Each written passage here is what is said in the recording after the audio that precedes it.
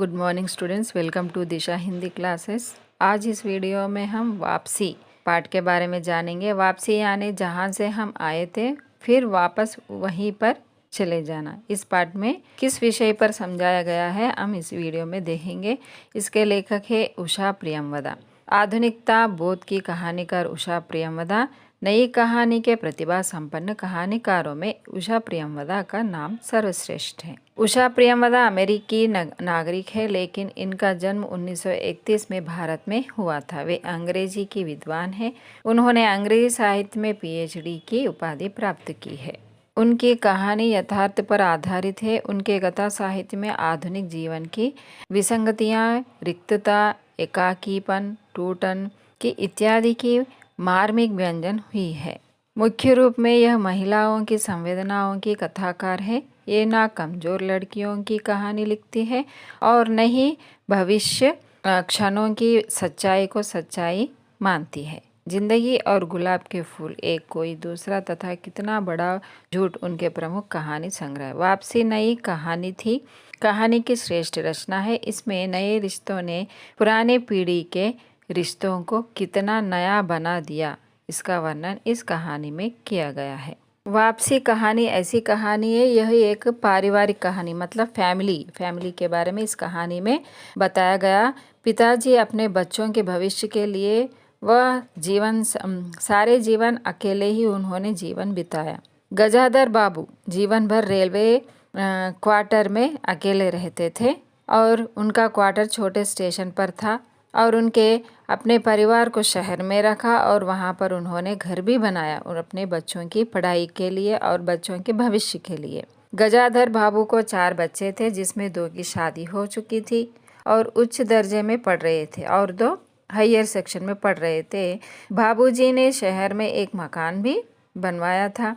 पत्नी भी बच्चों के साथ ही रहने लगी थी, क्योंकि बच्चों की देखभाल के लिए कोई ना कोई एक आवश्यक रहना चाहिए। गजाधर बाबू खुश थे, क्योंकि 35 साल की नौकरी के बाद वह रिटायर होकर घर वापस आ जा रहे थे। वह सोच रहे थे कि अब उनका जीवन सारा परिवार के साथ बिताएंगे और बच्चों के साथ बिताएंगे, परंतु ऐसा नहीं हुआ। गजाधर बाबू ऐसे व्यक्ति थे, हमेशा स्नेह से रहते थे और वह स्नेह के आकांक्षी थे। पत्नी के साथ बिताए हुए स्नेहपूर्ण बातें हमेशा याद रखते थे। इतवार के दिन जब बाबू अपने घर पहुंचे तो उन्हें हंसी की आवाज़ सुनाई दी, क्योंकि घर में बच्चे टीवी देख रहे थे। गजाधर बाबू को देख वे लोग शांत हो गए। अमर गजाधर बाबू का बड़ा बेटा था। वह नौकरी करता था। कांता उनकी बड़ी बेटी थी, जिसकी ब्याह हो चुकी थी। नरेंद्र छोटा बेटा था। बसंती छोटी बेटी, जो उच्च दर्जा में पढ़ रही है। बसंती पिता के लिए चाय लाई और गजाधर बाबू की आंखें पानी और पत्नी को ढूंढ रही थी, अपनी पत्नी को ढूंढ रही थी। तब तक में उनकी पत्नी पूजा करती हुई आई और बच्चे बाबू के पास चले गए थे। पत्नी आकर चौके में बैठ गई। गजाधर बाबू को इस तरह अपनी पत्नी का काम करते हुए देखकर अच्छा नहीं लगा, क्योंकि सारे बच्चे बड़े थे। कोई भी बच्चे अपनी माँ की सहायता नहीं कर रहा था घर के कार्यों में। गजाधर बाबू के आते ही घर में सभी को समस्या होने लगी थी, क्योंकि वह हंसी मजाक बंद हो गया, बाहर घूमना बंद हो गया। आजकल के बच्चे ऐसे हैं कि हमेशा उन्हें फ्रीडम चाहिए, रिस्पॉन्सिबिलिटी नहीं चाहिए। इस तरह बच्चों की आजकल की पीढ़ी इस तरह होते जा रही है। और यहाँ पर बसंती को भी बहुत ही खुश नहीं थी वो। क्योंकि वह हमेशा दोस्तों के साथ घूमना फिरना पसंद था, घर के काम काजों में माँ की सहायता करना पसंद नहीं था। यह पिताजी को गुस्सा आया और बसंती को उन्होंने बाहर जाने से मना कर दिया। इसीलिए वह हमेशा बसंती अपने पिता के प्रति क्रोधित रहती थी। पत्नी हमेशा चिढ़ी रहती थी। इसका कारण था दिन भर काम करते रहना, क्योंकि बच्चे उसकी सहायता नहीं करते थे। ऐसा पूछने पर तुम्हें क्या हुआ अमर की माँ, भरा पूरा परिवार तो है, तुम खुश क्यों नहीं हो?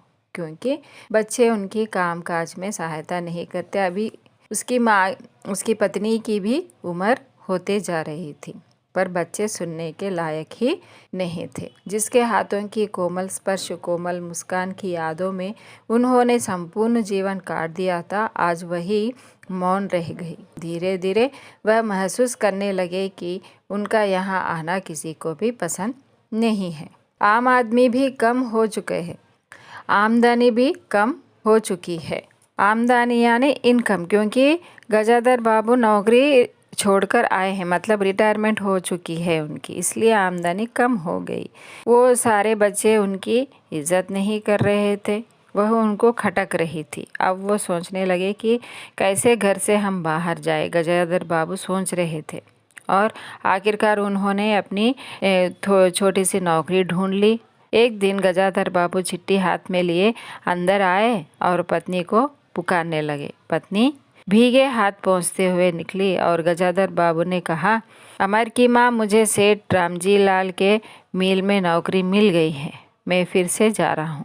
मैंने तो सोचा कि बच्चों के साथ मैं यहाँ पर जीवन बताऊँगा, परंतु ये परिवार मेरे साथ नहीं है।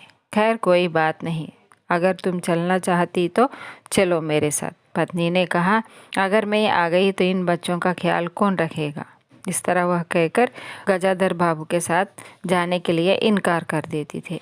गजाधर बाबू मौन होकर फिर परिवार से दूर चले गए। अतः इस कहानी में नई पीढ़ी की आधुनिक जीवन शैली तथा हृदयहीनता पर प्रकाश डाला गया है, क्योंकि आजकल की पीढ़ी अपनी जिम्मेदारियों को निभाना नहीं चाहती है और हमेशा मौज मस्ती में रहना चाहती है, इस कहानी में बताया गया है। तो बच्चों, आशा करती हूँ मैं आपको यह वीडियो पसंद आया हो तो मेरे वीडियो को लाइक कीजिएगा, अपने मित्रों को शेयर कीजिएगा। धन्यवाद।